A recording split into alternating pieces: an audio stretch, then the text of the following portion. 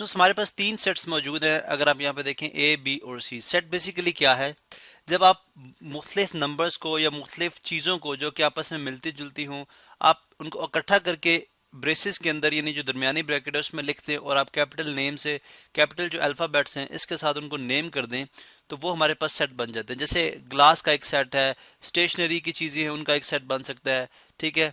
इसी तरह से किताबों का एक सेट बन सकता है। तो वो एक ही तरह की जो है वो हमारे पास एलिमेंट्स होंगे। अब यहाँ पे अगर आप देखें तो हमने वेरीफाई करनी है एसोसिएटिव लॉ ऑफ यूनियन, ठीक है। लेकिन यहाँ पे एक चीज़ जो है वो यहाँ पे मिसिंग है। हम इसको करेंगे बाय वेन डायग्राम्स। वो यहाँ पे हम लिख देते हैं बाय वेन डायग्राम्स, ये मैंने यहाँ पे खुद मेंशन कर दिया, ठीक है। अब वेन डायग्राम बेसिकली सबसे पहले देखते हैं कि एसोसिएटिव लॉ ऑफ यूनियन क्या है। यूनियन आप जानते हैं कि कंबाइन करना। अगर आप तमाम सेट्स के एलिमेंट को इकट्ठा करके लिख देंगे इस तरह से कि जो एलिमेंट तीनों सेट में पाए जाते हैं रिपीट हो रहे हैं, वो सिर्फ आप एक दफ़ा लिखेंगे, उनको आप बार बार नहीं लिखेंगे क्योंकि सेट के अंदर एलिमेंट्स रिपीट नहीं होते, ठीक है। तो सेट के एलिमेंट्स को इकट्ठा करके लिख देने को हम यूनियन कहते हैं। और एसोसिएटिव लॉ ऑफ यूनियन क्या है? एसोसिएटिव लॉ ये कहता है कि अगर आप तीन सेट्स की यूनियन इस तरह ले रहे हो कि पहले आप ए यूनियन बी लो और उसके बाद जो रिजल्ट आए उसकी यूनियन ली जाए सी के साथ, या आप ऐसे करो कि पहले आप बी की सी के साथ यूनियन लो और फिर जो रिजल्ट आए उसकी वापस आप यूनियन ले लोगे ए के साथ, तो दोनों सूरतों में हमारे पास जो रिजल्ट है उस पर फर्क नहीं पड़ेगा। यानी ये हमारे पास लेफ्ट हैंड साइड यानी कि बाईं तरफ और ये हमारे पास है राइट हैंड साइड यानी कि दाईं तरफ। तो अगर सेट्स की पोजीशन वही हो, सिर्फ यूनियन लेते वक्त हम तरतीब जो है मुख्तलिफ या चेंज करें तो रिजल्ट हमारे पास दोनों केसेस में सेम आएंगे। लेकिन हम बाय वेन डायग्राम्स इसको प्रूव करेंगे, वेरीफाई करेंगे। वेन डायग्राम से मुराद के अशकाल की मदद से, तस्वीरों की मदद से या डायग्राम्स की मदद से, ठीक है। अब उस केस में आप जानते हैं कि सबसे पहले हमें देखना पड़ता है कि सेट्स की जो है वो किस्म कौन सी है, यानी कौन सी टाइप है। अगर आप सेट ए के एलिमेंट को देखते हैं तो 2, 4 और 6 इसके तीन एलिमेंट्स हैं। सेट बी को देखें 2, 4, 6, 8। अब 2, 4, 6, 8 इसके अंदर जो है वो मौजूद हैं, यानी बी के ए के तमाम एलिमेंट बी के अंदर मौजूद हैं। इसका मतलब है ए जो है वो सेट बी से ही निकाला गया है, सेट बी से ही ड्राइव हुआ है। इसी तरह से अगर आप बी के एलिमेंट्स को देखते हैं तो 2, 4, 6, 8 और 2, 4, 6, 8 तो सी के अंदर भी मौजूद हैं। तो मालूम हुआ कि जो मैथ्स के लैंग्वेज में हम कहते हैं जी कि इसका मतलब ये हुआ कि ए जो है वो सबसेट ऑफ बी है। ये साइन जो है, सिंबल जो है सबसेट का है। इसी तरह हम ये कह सकते हैं कि बी जो है वो सी का सबसेट है, या अगर आप सादा लफ्जों में कहते हैं तो हिस्सा है।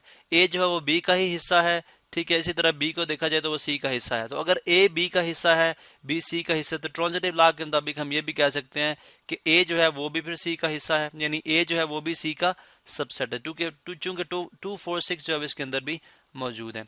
अब हम इस केस में वेन डायग्राम के थ्रू किस तरह से सपोज जो है इसको प्रूव करेंगे। आप जानते हैं कि वेन डायग्राम के अंदर हम एक जो है वो यूनिवर्सल सेट लेते हैं जिसको हम एक रेक्टेंगल के साथ जाहिर करते हैं, ठीक है।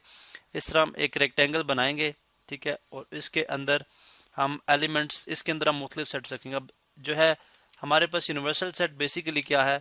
यूनिवर्सल सेट हमारे पास एक ऐसा सेट है जिसके अंदर हम अज्यूम करते हैं कि तमाम सेट जो हैं वो उसके अंदर मौजूद होंगे।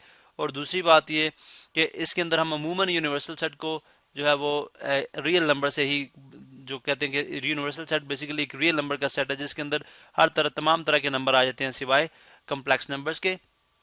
अब अगर आप देखें तो अंडर कंसिडरेशन जो सेट है वो ए बी और सी है। ए के एलिमेंट्स अगर देखा जाए तो सबसे बड़ा जो सेट है, चले पहले सेट ए को लिख लेते हैं। अगर हम पहले सेट ए को लिखते हैं, चलें इसी कलर में लिखते हैं जी। अगर हम पहले सेट ए को लिखते हैं तो सेट ए के चले स्मॉल रखते हैं जी, ये सेट ए है, ठीक है। अब सेट बी को लिखना है तो चूंकि अगर मैं इसके यहाँ पे एलिमेंट भी लिख दूं 2, 4 और 6, 2, 4 और 6, और ये याद रहे कि सेट ए है, ठीक है।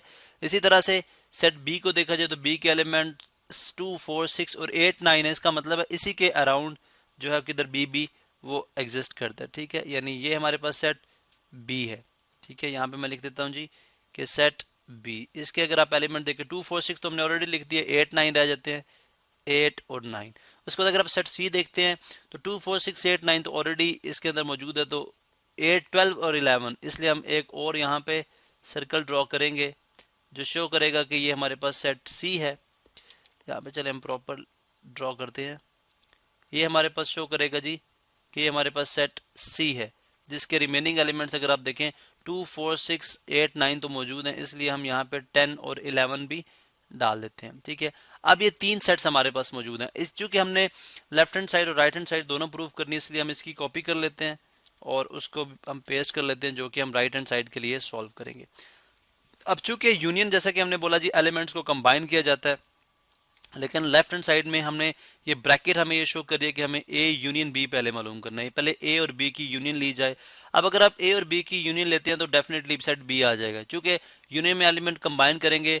2 दोनों के अंदर आ रहा है, आप सिर्फ एक दफ़ा लिखेंगे। 4 जो है दोनों के अंदर आ रहा है, आप एक दफ़ा लिखेंगे।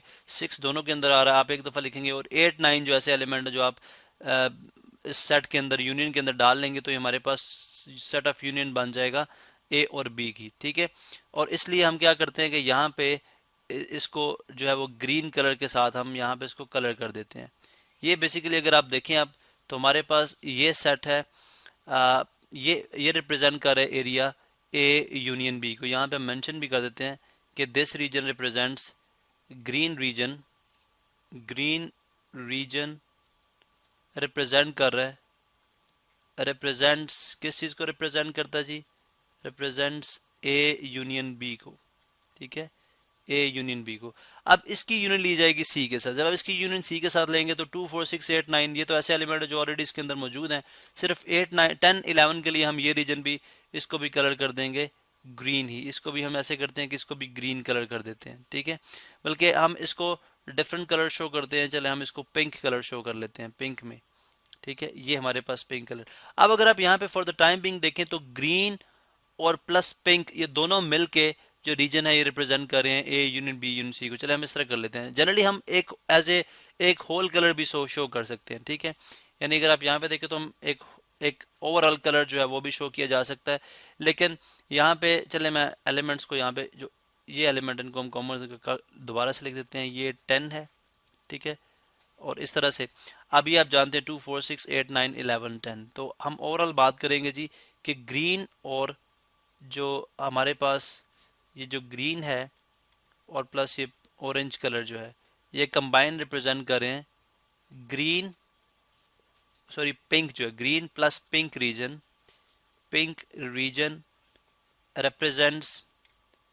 रिप्रेजेंट्स किस चीज़ को रिप्रेजेंट कर रहा है जी? रिप्रेजेंट्स ए यूनियन बी और फिर उसकी यूनियन सी के साथ। ये हमारे पास लेफ्ट हैंड साइड आ चुकी है। राइट हैंड साइड में चलते हैं। अगर हम देखें तो पहले बी यूनियन सी लेंगे। अगर आप बी यूनियन सी लेते हैं तो उस केस में आप जानते हैं कि बी कंप्लीट ये सेट है, बी ये कंप्लीट सेट है। बी की सी के साथ यूनियन ली जाए तो आप जानते हैं कि 2 4 6 8 9 2 4 6 8 9 10 11 ये कंप्लीट सेट सी आ जाएगा। तो हम क्या करते हैं, सेट सी को यहाँ पे कलर कर देते हैं। सेट सी कंप्लीट आप जानते हैं कि, सॉरी यहाँ पे डिफरेंट एक ऐसा कलर लेते हैं जी, ग्रीन कलर ले लेते हैं। ये हमने कंप्लीट जो सेट जो है बी यूनियन सी को इस तरह से हमने किया कि हमने कंप्लीट जो सेट है सी उसको कलर कर दिया। क्योंकि आप जानते हैं कि अगर आप 2 4 6 8 9 10 11 का यूनियन लेंगे 2 4 6 8 9 के साथ, तो सेट सी ही आंसर आएगा, क्योंकि इसके अंदर सेट बी ऑलरेडी मौजूद है। तो यहाँ से मालूम हुआ कि हमारे पास जो ये होगा इसका जवाब, यानी ग्रीन रीजन रिप्रेजेंट्स, हम बात करेंगे ग्रीन रीजन रिप्रेजेंट्स, क्या रिप्रेजेंट करता है जी? Represents B union C. अब अगर आप देखें तो ग्रीन रीजन अगर ये रिप्रेजेंट कर रहा है बी यूनियन सी को, तो यहाँ पे हम एलिमेंट्स को भी दोबारा से थोड़ा सा जो एलिमेंट है वो लिख देते हैं 8 10, और ये हमारे पास सी है। ठीक है, और ये एलिमेंट आपको नज़र आ रहे हैं। अब अगर आप देखें तो हम ग्रीन रीजन हमारा बी यूनियन सी को रिप्रेजेंट कर रहा है। अब ग्रीन रीजन की यूनियन ली जाएगी ए के साथ, जो कि ऑलरेडी बी सी के अंदर मौजूद है, 2 4 6 अगर आप देखें तो 2 4 6 ऑलरेडी इसके अंदर मौजूद हैं। इसका मतलब है बी यूनियन सी की जब आप यूनियन ए के साथ लेंगे तो तब भी हमारे पास यही रीजन रहेगा। तो इसका मतलब हम यहाँ पे लिख देंगे, यहाँ पे आप शो कर देंगे सेम ग्रीन रीजन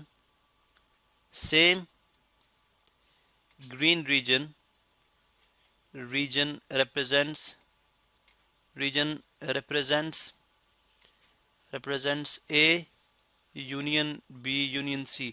अब अगर आप ओवरऑल एरिया देखें तो एरिया दोनों में सेम है। ठीक है, इसका मतलब है हम इसको भी ओवरऑल ग्रीन कर सकते हैं। अगर हम इसको भी चाहें तो ग्रीन कर देंगे, क्योंकि ये, सॉरी यहाँ पे ग्रीन कलर सेलेक्ट करते हैं। इसको भी अगर हम चाहें तो ग्रीन कर सकते हैं। आप देखें तो दोनों एरिया सेम है, तो इससे मालूम हुआ कि जो एसोसिएटिव लॉ ऑफ यूनियन है बाय वेन डायग्राम भी हम वेरीफाई कर सकते हैं।